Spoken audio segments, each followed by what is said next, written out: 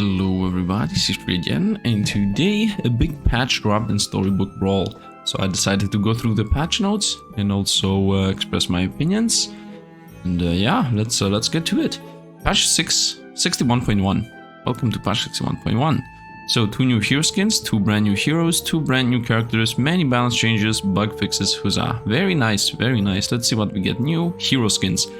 We are adding 2 new hero skins to Storybook Brawl, Dragon Mother Gwen and Morgan of the Rose. Illustrated by the amazing artist Ekaterina Chesalova. They are available in the store for 200 gems or 300 if you don't own the base hero. We are a small indie team with a dream. We are thankful to everyone who is considering supporting Storybook Brawl. I like this graphic. It seems like you also get some emoticons to use in the fight, some stickers, whatever. And this one too. These are the skins. I don't really care about skins, to be honest. I don't think I will be buying them, but if you like them, more power to you. New heroes. Not 1, but 2 new heroes approach. Mihri, the King Lion, and Fallen Angel. Mihri, King Lion, your princes and princesses have +2/+2 for each prince and princess you upgraded. So this seems to be a permanent buff. This is exactly what I just read. He has 4D life, like the rest. Quote here. A huge boost to prince and princess builds, especially in the late game, because King Lion remembers how many times you completed a quest or found 3 of a prince or princess over the course of the in-game. So I like characters. I mean, I like characters that force you into a build, but make you a lot stronger if you actually go into that build. Although those are not considered really that strong. So I don't know how strong Mihri is going to be, but if princesses and princes, get going, then you should be winning with this guy, especially because you can level up really fast. So don't forget that if you go princess and princess and also level up those units, you will get treasures. So it's not only this buff, also the treasures you get, and there are also treasures that care about princes and princesses. So if you get like 10 level, if you get 5 level ups, this is gonna be +10/+10 on all of them, so it's decent. If you get the early level up, it's gonna be really strong too. Let's see what else. And Fallen Angel, your characters have +2 attack if you have 3 evil characters and +2 health if you have 3 good characters. So it seems like there is a mix. Before there was like only evil or only good. Here we gotta do a mix build. Really nice, also for the night life. This hero rewards you for taking a totally different path, exactly. Please note that this bonus works for the rest of the brawl. If at any point during the brawl you had 3 evil and or 3 good characters, had. Okay, had is very important here. You had 3 good characters. So if you start the brawl with 3 of each, you will have the bonus for the rest of that brawl. And if you start with just 2 good characters, but summon a 3rd good character, you will have +2 health for the rest of that brawl. Very nice. So they follow the approach of just make it as good as possible. So they could have done it different ways in this. They could have made it so it activates or deactivates, or it only cares about the beginning state. And they decided to just, if you hit it even through the brawl, it activates. And if you activate it before the brawl, then it stays active for the whole brawl. I like that they did it like that. Land Fallen Angel will always be present to 2 different players in every game. So every single game, somebody will have access to those. And always in slot 4. Then in about a month, they will both move to the regular hero pool, so at first they won't be available for free trial in slot 2. So if you buy them, right now if you buy them, you will have them at slot 4. So if you buy both of them right away, you are one of the 8, and these are 2 heroes, so you have a decent chance to get them. It's like 2 out of 8, I guess, would be the chance to get those. I'm not sure if the math is gonna work out exactly like that, because it's not exactly 2 out of 8, because one character is gonna take the 1 and then the other is 1 out of 7 to drop to you, so it's even more than 2 out of 8, I think. Not sure about the math. About the statistics, I think this character here is gonna be nice for kings and queens, princes and princess. I like the princess build, by the way, so I think this character might be fun. Fallen Angel is a bit more weird. I mean, +2/+2 on everybody. This is gonna be, I think, an early game character or another token character. It's giving +2/+2 on things permanently is mostly a token thing. Let's go to new characters. Shoulder Fairies, level 6, 1/1. Okay, let's hope he has a very good ability. At the start of each brawl, I gain the attack of your strongest evil character and the health of your healthiest good character. By the way, I hope the text is not like this in the game. I hope they somehow make this a bit more fitting, because this really looks weird, but okay. I mean, you have to have a mixed build for this to be useful, but this character could start with 100 damage and 100 life if you have like a good character that has a lot of life, like the hippopotamus. If I remember correctly, hippopotamus is a good animal. And if you have something with extremely high attacks, then maybe you can go somewhere with this. This is a decent character. This at the start of each brawl. So because this says at the start of each brawl, that means that it is going to combine with, guess who? Echo Wood. So if you have this and Echo Wood and something with an evil character with extremely high attack and a good character with extremely high health, this thing is gonna be like 100, and then Echo Wood is also instantly start as 100, because it's gonna copy those. It might even be better. I would like to know what the golden version is. I don't know why they don't have added the golden version here, so that we have an idea of what it looks like. Maybe it's double or something, but yeah. I mean, the character seems decent. Definitely another thing that can combine with Echo Wood, but this is also good without Echo Wood, I guess. While Echo Wood needs lots of things to happen, this does not need that many things to happen. You can have a stray good character and stray evil character, and this might instantly start as an 80 or something, or like 150 or something like that. I like this character. For 6, I still want to know what the level is. One of our goals is to create new characters and heroes that increase the variety of viable late game builds. Yes, I like that. That's the idea here. Storybook Brawl's newest character can have a huge stats in the late game. With the right team, will it push players into a new late game direction? Maybe it's just a pickup, and you know, maybe people will just pick it up to replace a random 5/5 or 10/10 that is that's left stray at the end of the build. Another new unit here, baby Bugbear. 3 mana, 3 cost 2/2. Last breath, your next shop spell sells a character that is 1 level higher than your hero. Okay, let's also read what it says. Having a 2/2 in the mid-game can be costly, obviously. I mean, at 3 mana. But the upside potential is huge. Her last breath ability... Her? Okay, I guess it's a girl, just so we know. The last breath ability will finish resolving when you get back to the shop. I was gonna assume that it was its last breath, whatever. After your hero gains XP. So if you hit level 4, she will put a level 5 character into the shop. Okay, so I guess it's good. I mean, if you get a good level 5 character, it's decent. But it has to die and it's a 2/2 and otherwise doesn't have any ability. You could use it to maybe fish for something huge. Yeah, this is gonna be a high roll character for sure. I mean, there are like some 5 costs, like the beast that says you have to have two times the same beast for it to level up. Yeah, that's not gonna be a good roll. It costs 5, but some other things might be really good with this. Yeah, either way, let's go. I think this is more fun than this. This is just a simple unit that you can pick up and just hope to high roll if you're losing, or even if you're not losing. While this here is a build around card, I guess. So I like that they add smaller cards that are useful for you to propel yourself forward. Because right now the mid game, in my opinion, of this game is a bit weird. I mean, most of the time you throw the mid game build away. So this is another mid-game unit which you're gonna use to propel yourself towards the part of the game where you throw away the mid-game units and start using those stronger units with better abilities. So this just continues the same trend. I mean, it is using the trend of what's happening, and it's, I think, part of it. So balance changes. Aon, old 4/12. Okay, so the old one is a 5 cost 4/12. When you cast... Let's read it from here. When you cast a spell, give your mages +1 permanently, was the old one. And the new one is a 6/12. When you cast a spell, give your mages +1 attack permanently. And it also has slay, your spells cost 1 less next round. So they didn't nerf him. They straight up just added more things to it. Very nice. This is a straight up buff. And now you can still have him as you were using him in the back line. That was how you were using him back. But you can also use him in the fight this from now on. Mage builds are more fun when you play Aeon than when he's simply a bench warmer. Yep, that is what he was exactly. This buff should also increase the play rate of mages. Well, let's hope it does, I guess.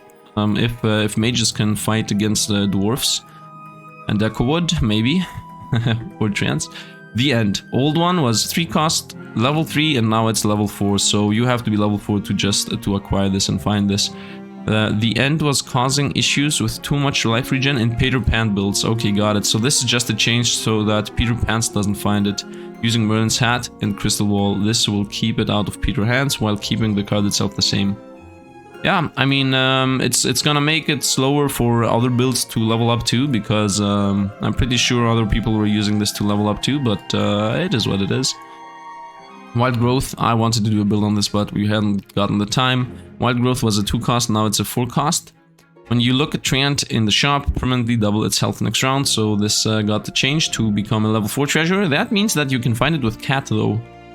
Okay, maybe you can still do it early on if you get it with Cat. The growth potential on the card is absolutely wild. Yes, we love having cards like that. That have a crazy potential. I like that too in this game, but we would like to truly crazy numbers to be rare, yeah, obviously, so we have moved this up a couple levels to both reduce its frequency, other than, you know, from the cat, and to help balance it with Hero Celestial Tiger. Yeah, because Celestial Tiger says that the level 2 and 3 treasures are doubled in power, in effect, so if you found this with Celestial Tiger, your Treant life will triple or quadruple. I'm pretty sure it tripled. So yeah, they pretty much nerfed the Celestial Dagger, and otherwise it's pretty it's about the same.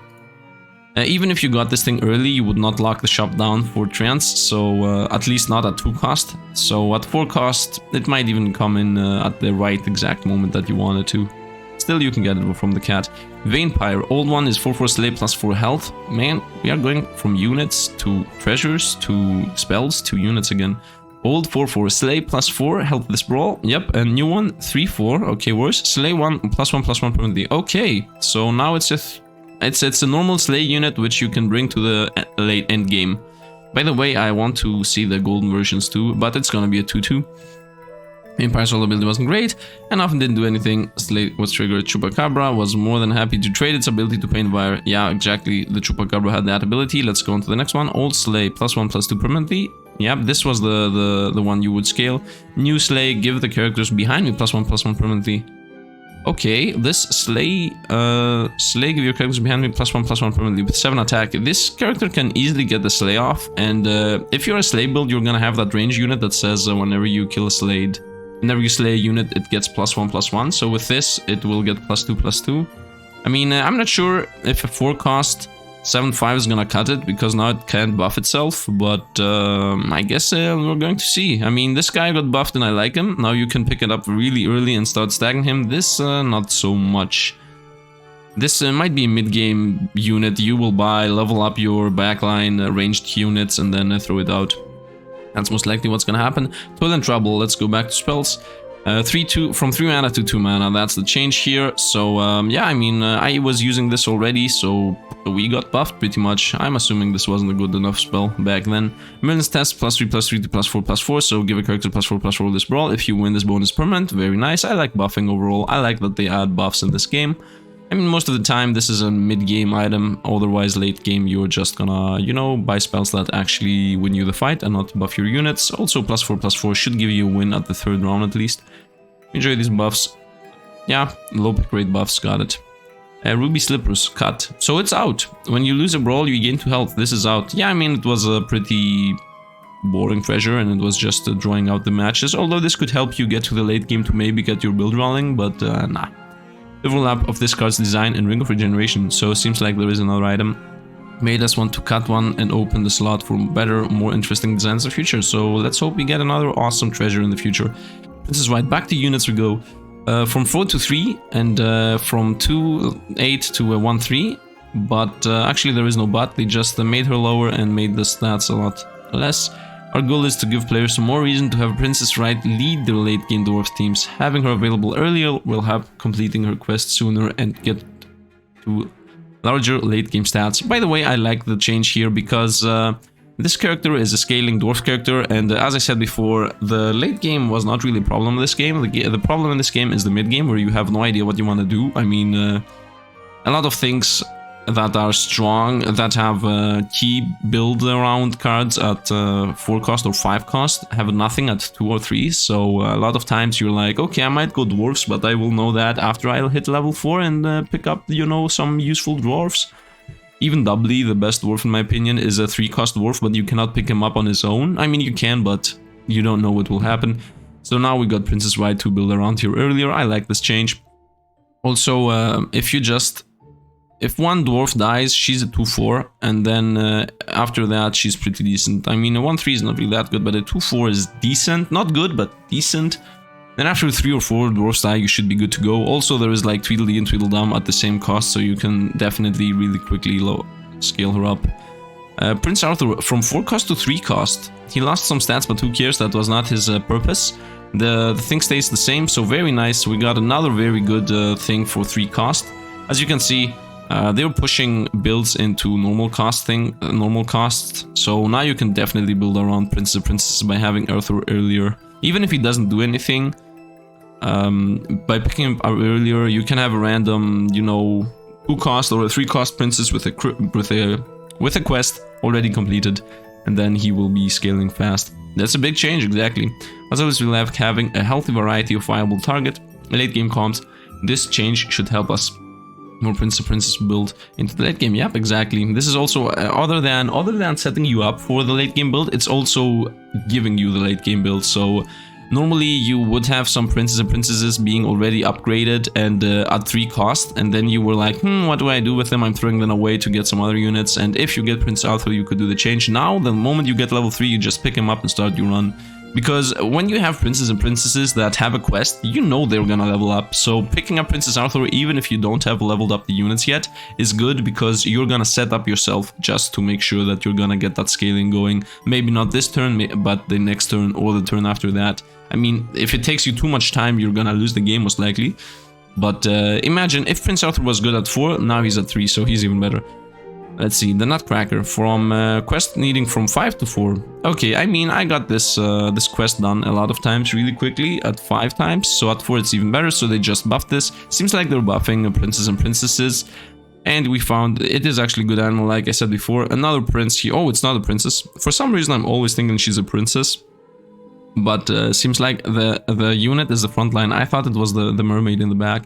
Either way, the difference is that from 3 cost to 4 cost, okay, and from a 5-1 to a 10-1, that's decent. This unit needed attack, but also gets 2 health permanently whenever you summon an animal. That's also very nice.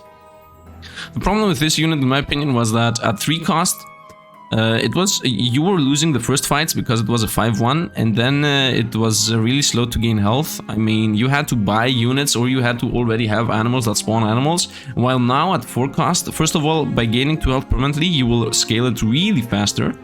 And you will already know beforehand if you have a summoner build, because at 4 cost you should know if you're summoning a bunch of animals, while at 3 cost it's just a crapshoot and you hope for the best. Definitely a good change here, and also the 2 health I really like. So you might not get 3 rounds, you might get this 3 rounds later, but the 2 health difference is gonna be huge. It's definitely gonna outvalue the old one in almost any scenario, especially if you're a summoner build. Greedy, from 3-6 to 4-8, so this is just a buff. I mean, the dwarf was most likely not getting used. It costs 4, man, and it just gets 1 more gold. I think it's a bit too slow.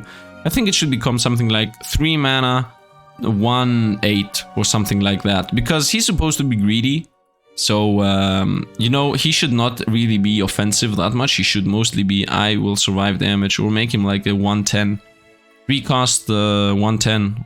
Or 1-6 or 1-5 or 1-8, something that's survivable but not really that strong. That's my opinion. I mean, this is exactly that, but not in the way I think the stat should be at. The upgrade obviously gives a boost to mid-game dwarves, yep, and should also make plus health support spells more interesting with her. Yeah, I mean, yeah, if you buff her, she's obviously better. Let's see, Geppetto here got buffed from the 2-2 on the summons to on 3-3. Yeah, Geppetto is a fun hero, but lacking a bit of power, so we're buffed as buffs. Buffs as buffs, yeah, very nice. I had fun with Geppetto already, so I was not sure this would happen. I'm assuming that in the normal meta of the game, the character's not really that good, but +3/+3 is decent. This should win you some early fights if you get the cat or something, and then you can transition into the late game, and at that point you can go whatever. But these +3/+3 are really gonna pay off if you play a quad in the end.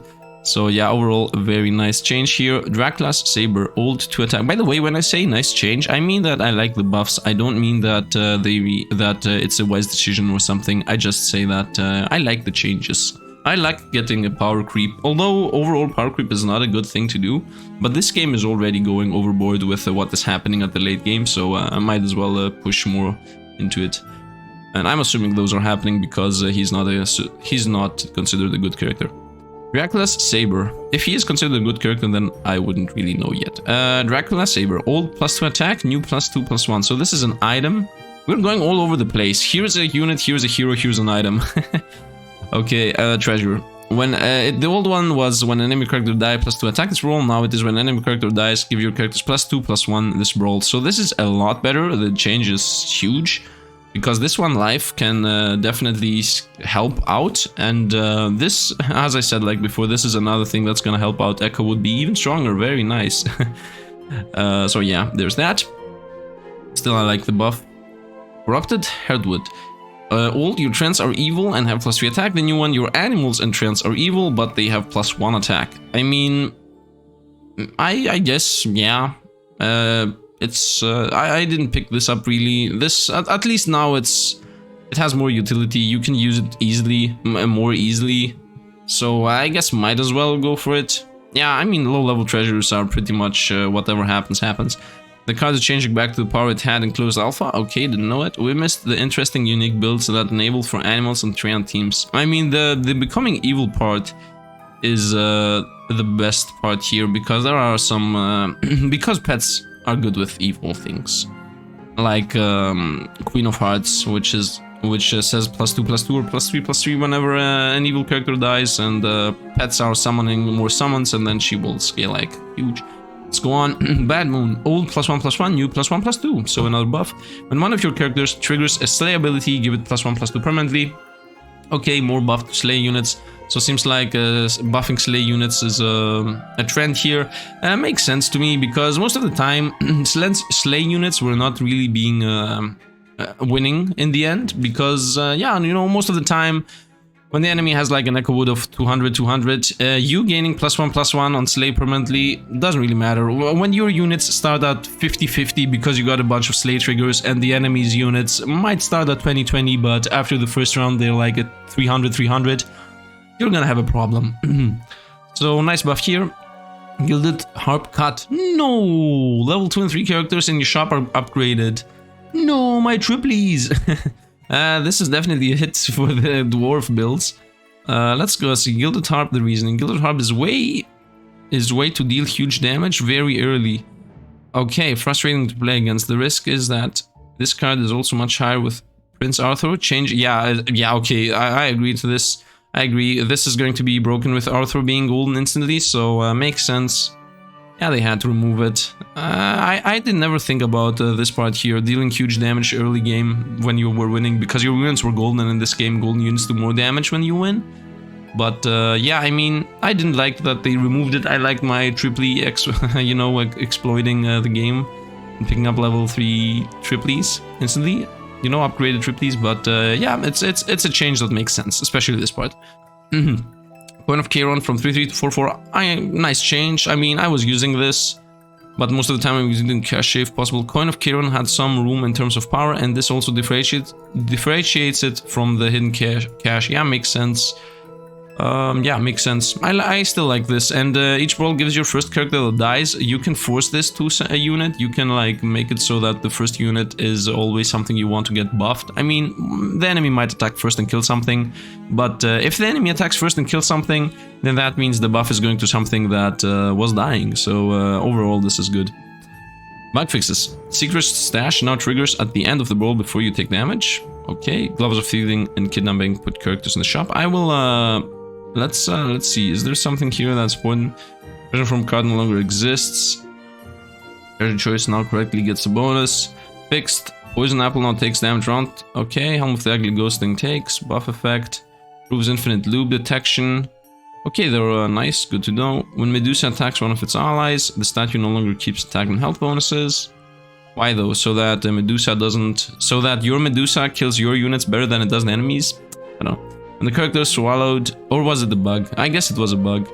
I guess these are all bugs. Treasure that summon characters, summon correct place, Mordred summoning an animal, fixed an issue with Mordred. I mean, if you guys care about this, let me go through this really quickly. Display treasure. Seed, okay, useless. Bring stone, no longer double dips, buffs and transforming characters in the shop. Okay. It's no longer loses buffs. Overhaul. Wait, overhauled how good and evil modifications work. Now, ongoing modifications from heroes and treasures trump spells. Okay, but what trumps what on these twos? What is the which is the mega trump and which is the little one? I guess heroes is the most powerful one, and then treasures. I don't know. For modifications from spells, so if you get the one that says that trends and animals are evil, then all your trends and animals are straight up evil no matter what you do. For modifications from spells, characters will end up as the alignment they have the most modifications for. And if tied, they will have their base alignment. For example, if you evil twin a good boy, so you create a copy that's evil instead of good, Beauty's influence the twin, Beauty's influence makes an evil character good, and then evil twin boy, a good twin boy again. Okay, so you have two evil. Okay, let's go. Upgraded. The upgraded good boy will be evil. It has 2 evil modifications from evil twin, and 1 good one from Beauty's influence. So instead of, okay, what you would think would happen is that normally you have the base good boy being good, then the second one is going to be evil, and then you make that second one good. Okay, with the Beauty's influence. So you have 2 good ones. But the thing is that the second good one, in reality, has in the back, you cannot see it, I guess, you know, a modification that says that he's evil too. So you have 1 spell making him evil, the copy one, and then 1 spell making him good. Those 2 clash, so it's 1-1, but because the unit is good, it will most likely show good. But then if you create another copy that's evil and you combine those 3, the last copy is gonna add another evil modification to the, I guess, the completed good boy in the end. So he will, as it says here, have 2 evil modifications from both twins and 1 good one for the influence. So he should be good. Does that mean that if you have like, if you twin him twice, and that's a question here, if you twin him twice, so if you do evil twin twice right away, and he combines into an evil character, and then you use Beauty's influence on the new character, is he gonna stay evil? He will most likely stay evil, but it will really look weird because he's gonna be like double evil and you won't know it, and you're gonna try to make him good and he's gonna stay single evil instead of being transformed into good instantly. So that might look a bit weird in some matches, in some cases, but otherwise I understand what it means. But yeah, it might look weird. Level 7 treasures now show up. By the way, only in a tie he stays good. Otherwise, you know, if it's not tied, then he will be being good by default will not add to this competition of it being good or evil. If 1 single spell changes what he is, then what the base stat is does not matter, other than the evil and good buffs being, you know, the same amount. So if you have 2 evil buffs and 2 good buffs, and then the base, and then you look at the base influence of the monster. Otherwise, only the spells care. So the spells are the base version is just the tiebreaker. It will not affect what it is going to be. Level 7 treasures now show up in the collection. Thank you. That is good to know because you know, it was a bit weird going outside of the game to look up what the treasures were. Fixed F8 not reporting bugs. Fixed some crashes, and that is it. That's the patch, I guess. Yeah, it's a bit weird how they laid out everything here, but at least the new things are at the top, I guess. Either way, I think I like the patch. I mean, overall, it looks decent to me. Definitely will try to get some princess build going, obviously. I'm not sure if I will try to do a build with this. I mean, this looks a bit mediocre, let's say, maybe lackluster, I don't know, maybe it's good, maybe I'm missing something, maybe +2/+2 is really important. I mean, it's definitely gonna be important in the early game, but in the late game it won't really matter that much. It's also a token build. This thing though, I definitely want to do this. I can imagine getting like 5 or 6 quests done, maybe 3 quests and like 2 or 3 level ups by combining units, and then +12/+12 on all princes and princesses. And then you will also have like the new 3 mana Prince Arthur giving +4/+4 to everybody when he's level up, or +2/+2, or when you just have 2, they will also give +4/+4 to everybody. And I think you will be able to scale really quickly, especially if you bring Princess Wight in and have like some dwarves to as fodder, and before you get the build running. Then you can also go like Romeo and Juliet. There are a bunch of things that you can do. And if you do Romeo and Juliet, then the Juliet that's gonna spawn is instantly gonna spawn with the +10/+10 or whatever you're gonna have from this guy. So I see this happening. I see this build working, especially mid-game to late game when you were gonna have like 60 princes or something. So yeah, I'm excited about that. I hope you guys are too. And I think that's going to be it for today. I'm gonna end this off here. I hope you guys liked the video and the analysis. I mean, I'm not a super duper pro player in this or anything, but I mean, I have my opinions, you have yours, and I just wanted to express mine. So maybe to, you know, give a general idea of what is happening in the game. Either way, that's going to be it. If you like the video, drop a like, helping out the channel. And if you want to comment about anything or anything or everything and everything, whatever you want. And yeah, just, you know, state your opinion on the matter. Agree or disagree, everything is okay. I am answering and reading almost every comment, so whatever you say, I will, you know, express my opinion on that too. I mean, yeah, that's it. That's going to be it for today. So thanks for watching, and see you guys around.